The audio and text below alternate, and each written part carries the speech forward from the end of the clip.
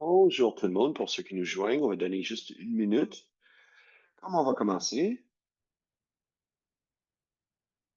Et je vais juste vous dire, si vous aimeriez accéder à l'interprétation, aujourd'hui, nous avons Patrick, moi, qui va interpréter pour les francophones. Alors, vous pouvez choisir l'icône de globe en bas de l'écran et à partir de là, vous pouvez choisir la langue de votre choix.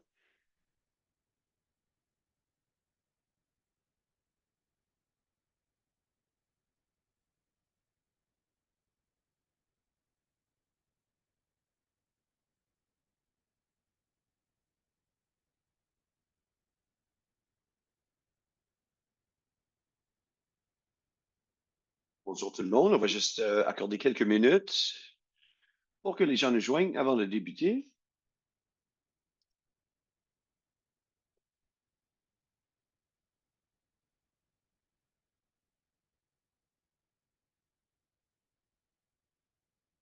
On a un ordre du jour assez chargé aujourd'hui, alors nous allons l'aborder, mais il n'y a pas de problème si vous nous joignez un peu en retard, c'est tout correct. Et encore une fois, bienvenue à notre discussion sur le financement. Nous allons discuter deux programmes de FCM, de financement, la croissance de la canopée des collectivités canadiennes, CCCC, et l'adaptation en action, l'AEA.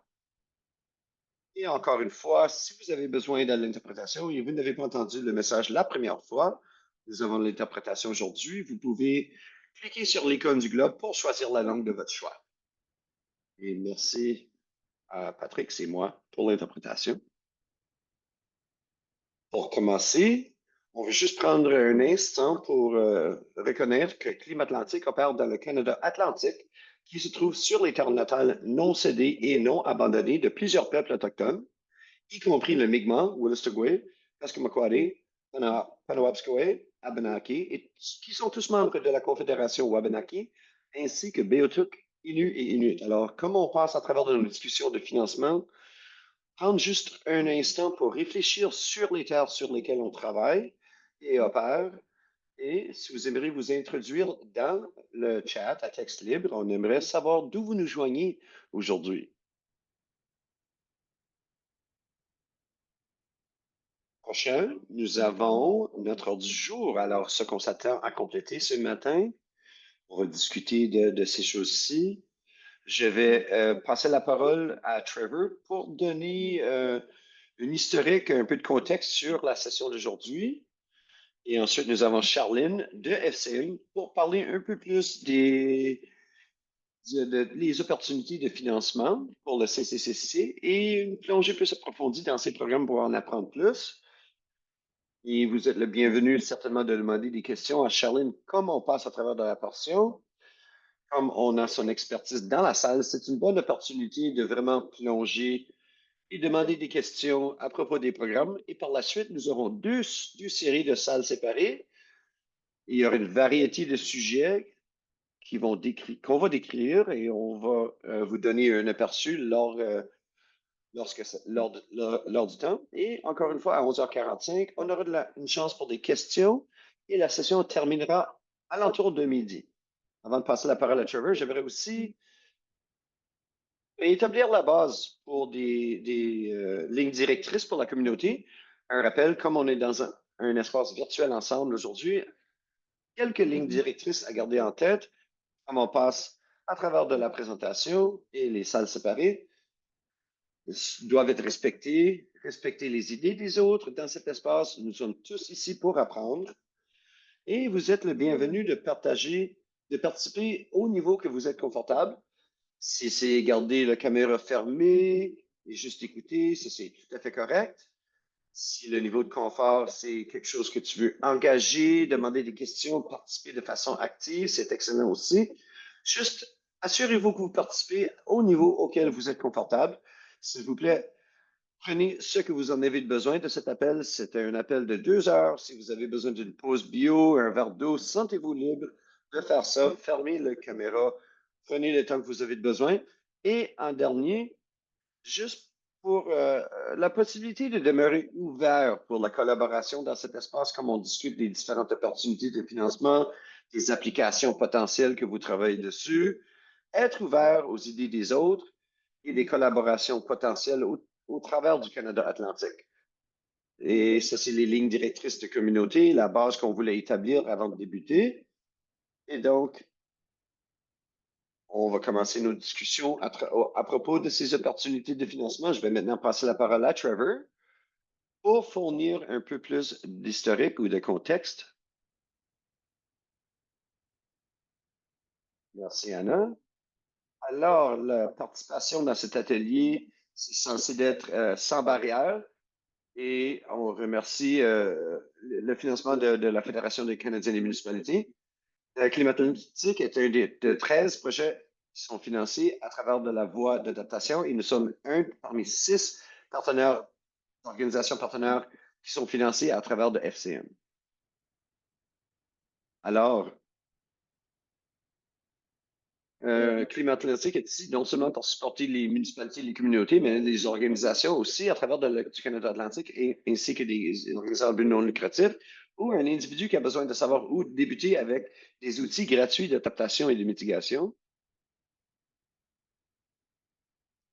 Les services qu'on peut fournir, on fournit de nombreux services, non seulement qui supportent non seulement les municipalités et les communautés, les ONG, ainsi que les citoyens au travers du Canada Atlantique. Ces services peuvent aller de soumettre une question à notre bureau de questions jusqu'à avoir une rencontre face à face avec un de nos spécialistes.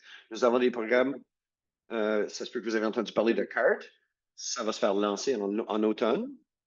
On peut aussi en tirer part de tous nos collaborateurs et nos agences de livraison de partenaires qui sont nombreux à travers du Canada Atlantique.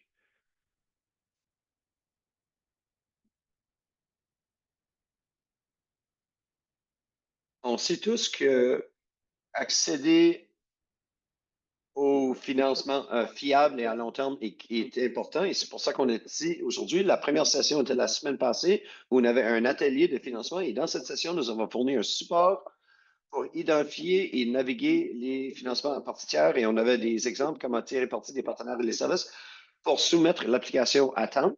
Cette semaine, on va parler des financements spécifiques de FCM à travers du Fonds vert. Charlene va présenter et va couvrir les détails des canopées action climatique et croissance de la canopée. Ensuite, l'adaptation en action, ainsi que fournir des opportunités de demander des questions à propos de votre application. Il y aura aussi des opportunités d'apprendre plus à propos des sujets clés en créant le projet et en faisant l'application pour inspirer un projet si vous n'êtes pas certain où débuter. Aussi, un rappel que le financement, le financeur va partir après la partie de questions-réponses. Alors, si vous avez des questions spécifiques pour le financeur, ce serait le temps de demander. Cependant, si vous en pensez plus tard, on peut toujours les soumettre au financeur ou vous pouvez aussi faire une rencontre avec un aviseur de FCM aussi.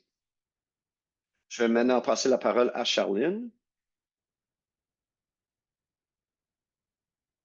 Excellent. Merci pour l'introduction, Trevor. Comme Trevor mentionnait, je travaille pour FCM, Fédération des municipalités canadiennes, particulièrement sur le projet d'adaptation climatique qui s'intitule LLC, Local Leadership Climate Adaptation, et G3C, la croissance des canopées des collectivités canadiennes. Alors, en bref, c'est nos projets de semences d'arbres, de plantation. Comme mentionné, je vais être ici pour la portion de questions-réponses suivant cette présentation. Et par la suite, vous êtes le bienvenu de séduire une rencontre avec moi ou de m'envoyer des courriels. Je vais mettre à la fois mon lien de rencontre et mon courriel dans le chat. Alors, juste un aperçu sur c'est quoi le FMV. Alors, le Fonds municipal vert, c'est une branche de la Fédération des Canadiens des municipalités. C'est un financement de 2,4 milliards de dollars. Et ce qui est intéressant, c'est que, oui, nous sommes un financeur, nous avons un mix de prêts et de subventions, mais pour l'adaptation et la plantation d'arbres, c'est des subventions. Alors, c'est très excitant pour vous, mais nous avons aussi beaucoup d'autres programmes spécifiquement sur le côté mitigation. Alors, électrification des fleets municipales, des fermes solaires ou toutes sortes de fermes énergétiques alternatives, des transformations net zéro, des cycles fermés. Nous avons des logements abordables et durables. Alors, essentiellement, si vous avez un projet vert et vous aimeriez déterminer comment le rendre possible ou le réaliser, s'il vous plaît, m'envoyez un courriel ou un des représentatifs de FMV et on va vous guider à travers de ce qui est possible. Oui, nous sommes un financeur, mais c'est quoi notre sauce secrète, comme on aime dire, c'est le renforcement des capacités, le développement des capacités. Alors, comme mentionnait Trevor, la série qu'on anime, que vous assistez aujourd'hui, fait partie du développement de capacités que FMV à déterminer étant très important, non seulement fournir des financements, mais aussi aider les municipalités à se rendre où ils veulent être dans leur projet. Alors, sentez-vous libre de visiter notre site web. Nous avons aussi beaucoup de différentes ressources. Nous avons une bibliothèque d'adaptation, une plateforme aussi pour la plantation des arbres, diverses ressources pour assister vos projets.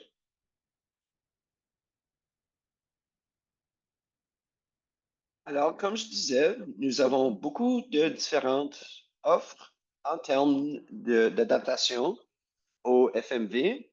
Et ceci, c'est un aperçu pour démontrer comment ils sont interreliés les uns aux autres. Alors, je ne vais pas parler trop du plan et processus adapté au climat parce que ça, c'est juste noter un indice que le programme existe. Mais ceci, c'est plus pour regarder une municipalité dans sa totalité et planifier pour des projets d'adaptation, regarder aux risques climatiques et les défis, et vraiment un aperçu à haute échelle généralisée. Ce qu'on va discuter aujourd'hui, c'est les deux autres programmes listés ici, Adaptation en action, qui est vraiment, on met la pelle dans le sol, on se salit les mains et on fait des travaux concrets, des projets concrets qui ont des répercussions spécifiques en réalité. Alors, c'est pour mitiguer divers problèmes, par exemple, si vous avez des inondations, des problèmes d'inondation, il se peut installer des culvers ou des actions concrètes pour mitiguer. Et à la droite, nous avons la croissance de la canopée des collectivités canadiennes qui se retrouve à être un autre projet d'adaptation, la plantation d'arbres au travers d'une ville pour contrer l'effet d'île de chaleur. Ça démontre comment ces programmes sont interreliés les uns aux autres. Un aperçu pour l'adaptation en action, nous avons deux voies pour ce programme.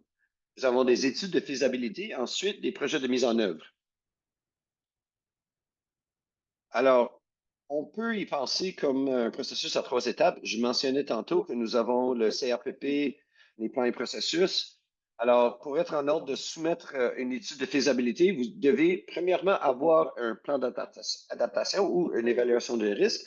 Ensuite, pour soumettre un projet de mise en œuvre, vous devriez compléter une étude de faisabilité. On peut regarder ça comme trois étapes pour vous rendre à votre but de projet de mise en œuvre. Vous n'avez pas besoin de passer à travers de nous pour faire le plan d'adaptation ou l'étude de faisabilité, mais ce sont des étapes pour vous aider sur votre trajet.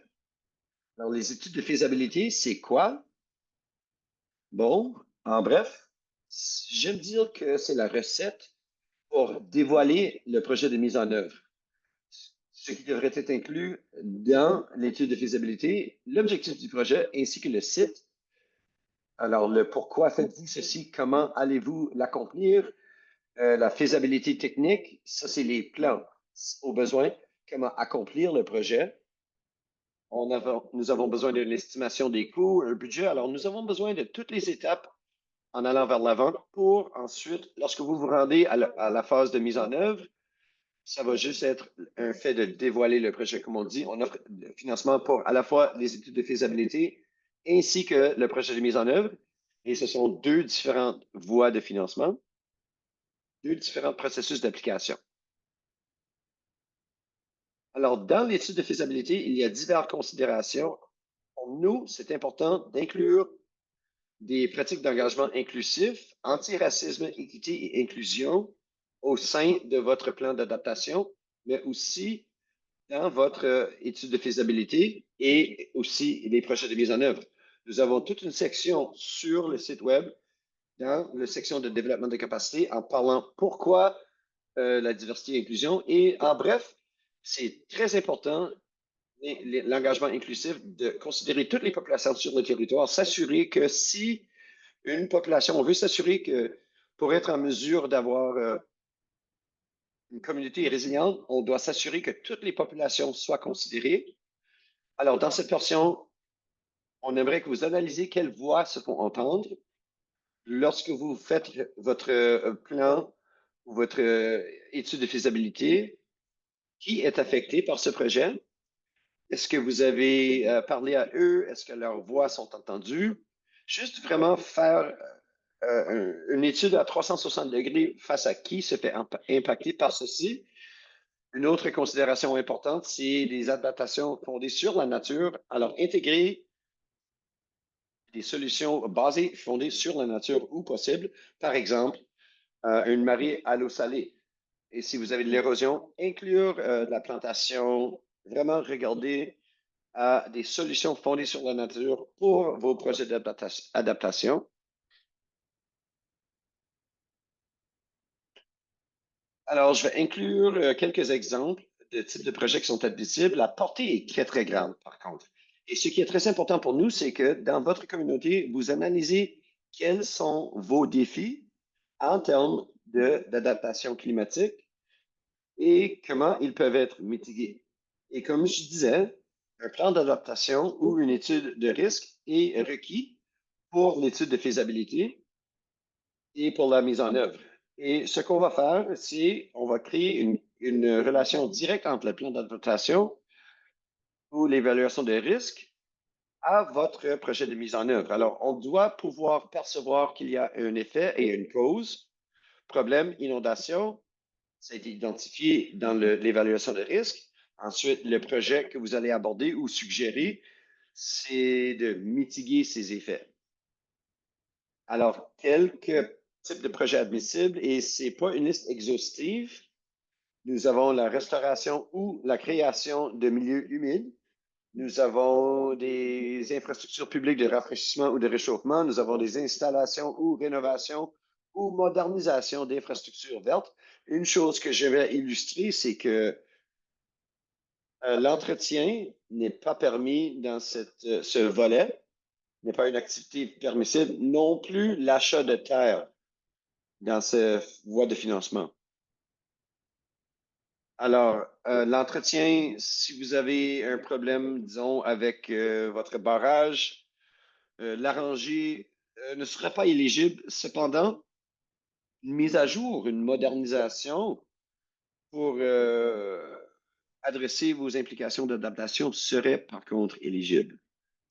Et pour commencer à tourner les roues sur les projets potentiels que vous aurez dans vos communautés, on voulait illustrer et mettre en relief quelques projets du Canada Atlantique qui ont été approuvés dans la dernière ronde. Après l'appel, après cette présentation, je vais mettre dans le chat, nous avons une sortie de presse qui a été sortie en février avec une liste de tous les projets qui ont été approuvés pour adaptation en action. Je peux les inclure pour que vous ayez une meilleure aperçu holistique au travers du Canada. Cependant, pour les provinces atlantiques, pour les études de faisabilité, nous avons un projet de Hampton, Nouveau-Brunswick, pour évaluer les solutions d'adaptation d'inondation de la ville de Mahone Bay. Nous avons des options pour une gestion de eau de supplémentaire. Pictou, des projets de mise en œuvre jusqu'à 1 million. Alors, nous avons la ville de Pictou ont été accordés presque 800 000 pour adapter aux inondations littorales ou côtières. Annapolis Royal avait la restauration littorale et Stratford a été alloué presque 600 000 pour la mise en œuvre de sources d'électricité secondaires pour les systèmes critiques d'égouts. Juste quelques exemples pour que vous regardez pendant que vous explorez les sources de financement. Ce qui est important, c'est le nombre de projets que vous êtes éligibles, c'est indexé par la taille de la population. Alors, pour les populations en bas de 50 000, on peut avoir une étude de faisabilité et un projet de mise en œuvre. Entre 50 000 et 500 000, nous avons 2 études de faisabilité et au-delà de 500 000, vous en avez 3. Pour le partage de coûts, pour les études de faisabilité, comme je disais, vous avez jusqu'à 70 000. Le minimum que vous pouvez recevoir, c'est 80 et on peut donner un 10 basé sur la population, un autre 10 selon la taille de la population et un autre 10 avec la collaboration, en particulier avec les communautés voisinantes et les communautés autochtones. Et pour les projets de mise en œuvre, vous avez jusqu'à 1 million et le coût maximal, c'est 1 million. On ne peut pas aller au-delà de là parce qu'à ce moment-là, euh, il y a un autre programme fédéral qu'on peut appliquer pour ce dernier. Alors, le maximum du projet, 1 million. La base, c'est 60 et ça peut aller jusqu'à 100 dépendant sur divers variables que vous voyez dans cette diapositive. 10 selon la taille de la population, si c'est moins de 10 000. 10 si vous avez abordé de manière significative la réconciliation. 10 si vous avez de la collaboration et 10 si vous avez des projets qui mettent l'accent sur l'adaptation positive à la nature. Alors, les études de faisabilité sont ouvertes jusqu'en octobre. Les projets de mise en œuvre, nous avons le premier appel jusqu'à mi-août, ensuite le deuxième appel jusqu'à mi-octobre. Alors, si vous avez des questions, prenez rendez-vous pour discuter de votre projet et on serait content de vous assister dans vos projets. Maintenant, pour croissance de la canopée des collectivités canadiennes, alors, pour ceci, nous avons deux voies de financement. Nous avons la plantation d'arbres ainsi que la planification stratégique. Encore une fois, la sauce secrète, c'est le développement de capacité. On offre ceci à travers d'Arbres Canada. Alors, vous pouvez parler à un spécialiste d'arbres. Non seulement sont-ils des spécialistes d'arbres urbaines, mais aussi des spécialistes sur notre programme. Alors, si vous avez un spécialiste dans votre municipalité, je vous suggère fortement de leur parler. C'est un service gratuit pour à la fois regarder à votre plan de plantation et regarder à votre application en termes de contenu et les forêts urbaines.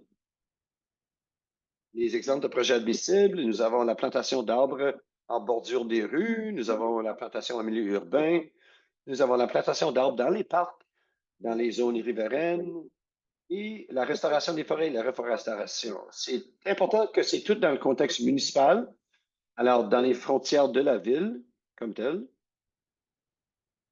Pour la croissance de la canopée des collectivités canadiennes, vous êtes alloué jusqu'à 50 des coûts admissibles.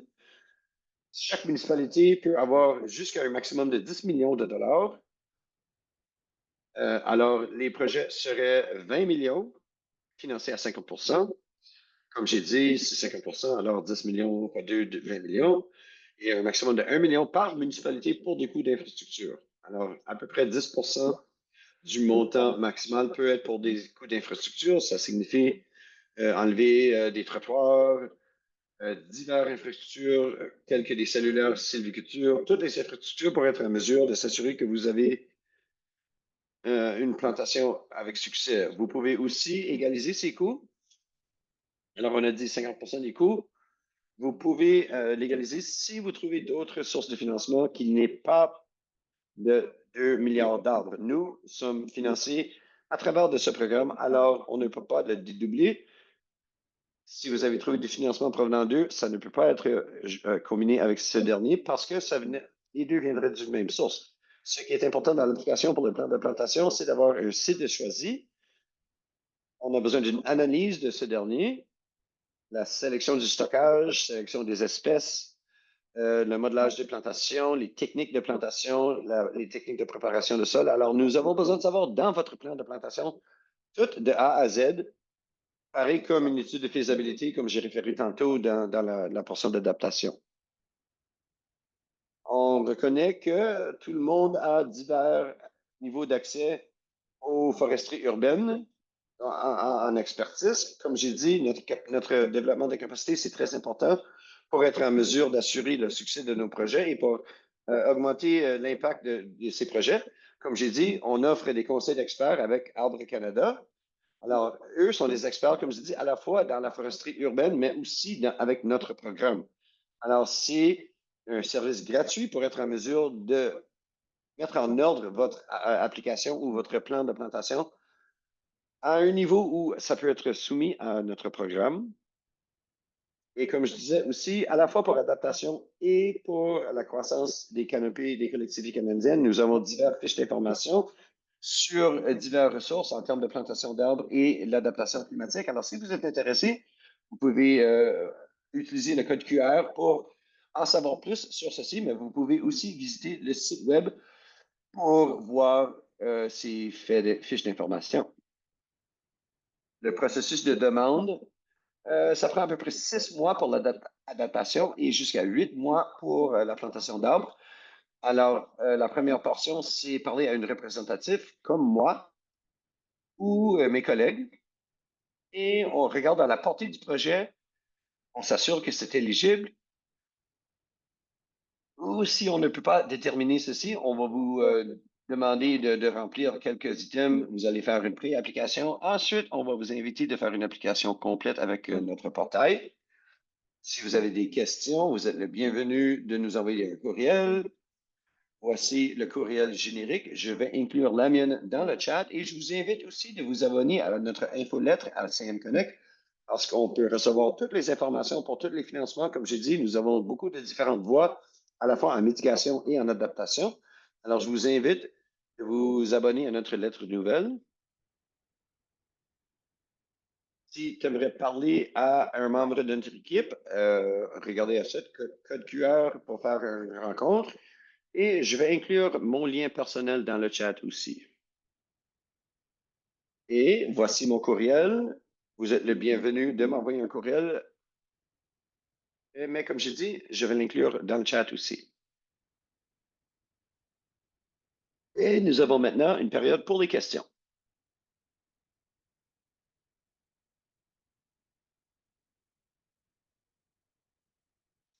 On va juste regarder au chat, voir s'il y a des questions.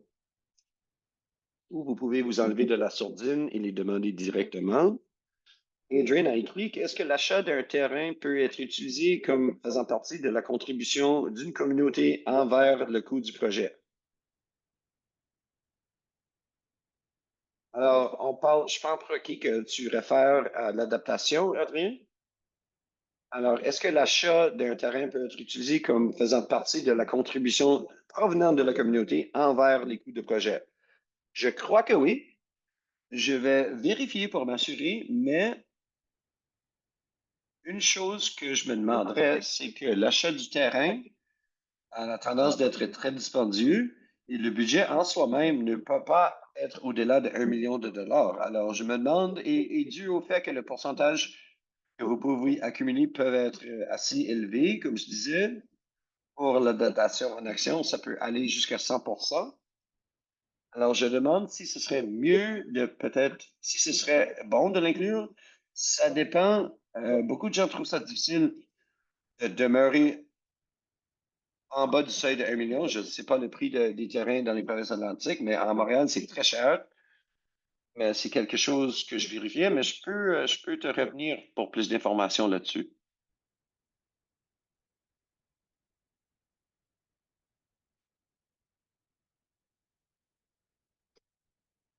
Bon, tu l'as répondu. Et Maria, juste vérifier qu'une étude de faisabilité doit être effectuée avant le projet de mise en œuvre est proposé. Oui, correct, c'est ça. L'étude de faisabilité n'a pas besoin d'être faite par nous, ça peut être fait à l'interne.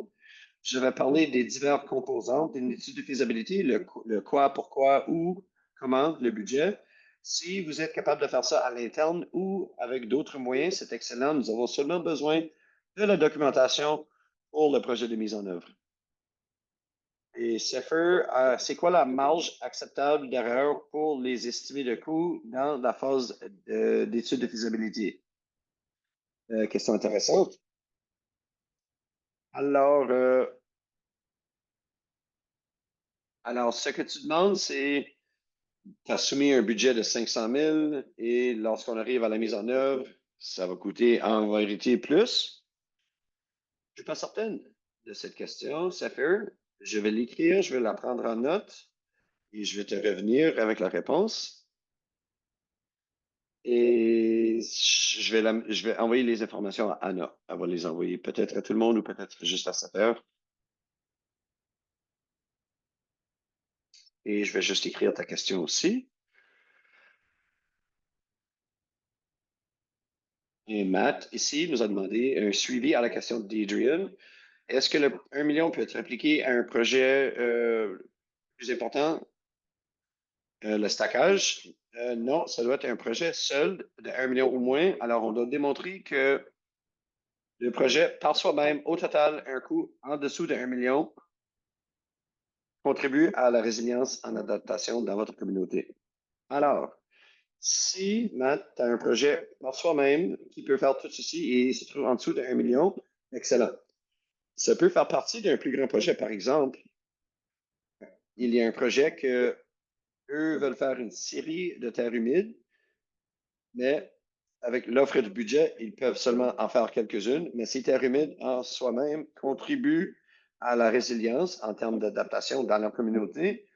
Alors, ça peut faire partie d'un projet avec une plus grande portée, mais les projets qu'ils soumettent peuvent être identifiés comme étant indépendants et ont une influence sur l'adaptation par eux-mêmes. Et c'est ça qui est important. Hillary ici nous a demandé pour le GCCC, est-ce que les communautés rurales peuvent utiliser ce programme aussi? Oui. Toute municipalité, si vous êtes une municipalité sur le CRA, vous pouvez faire application. Et ce que je veux dire par ça, c'est ça peut pas être la plantation dans une zone qui se trouve en dehors des frontières municipales. Par exemple, ça peut pas être, disons, vous avez récolté des arbres, ça peut pas être de la replantation dans une région au dehors d'une ville. Mais dans le contexte municipal, rural et urbain peuvent appliquer au CCCC. Alors, pas dans les zones non incorporées. Et je sais pas, y a-t-il d'autres questions? J'en vois pas d'autres dans le chat. Ah, il y a un dernier là.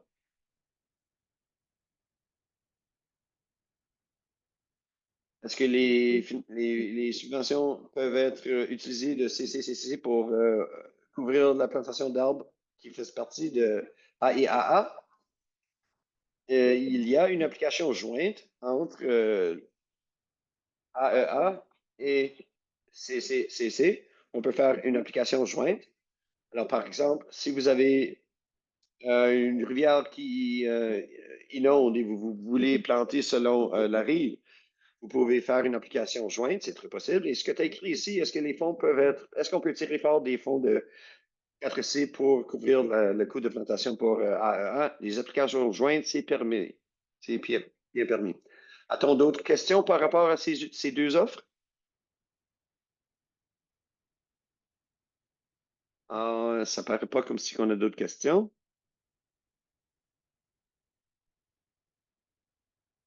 Alors, comme j'ai mentionné, je vais mettre mon courriel dans le chat ainsi que mon lien de rencontre et sentez-vous libre de me contacter avec des questions que vous auriez pour un des deux programmes ou les deux même.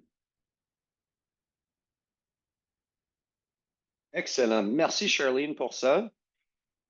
Et je vous recommande fortement d'accéder à ces ressources, rencontres et les services de mentorat qui sont disponibles pour les CCCC. Tout vraiment des excellents points que tu as soulevés ici.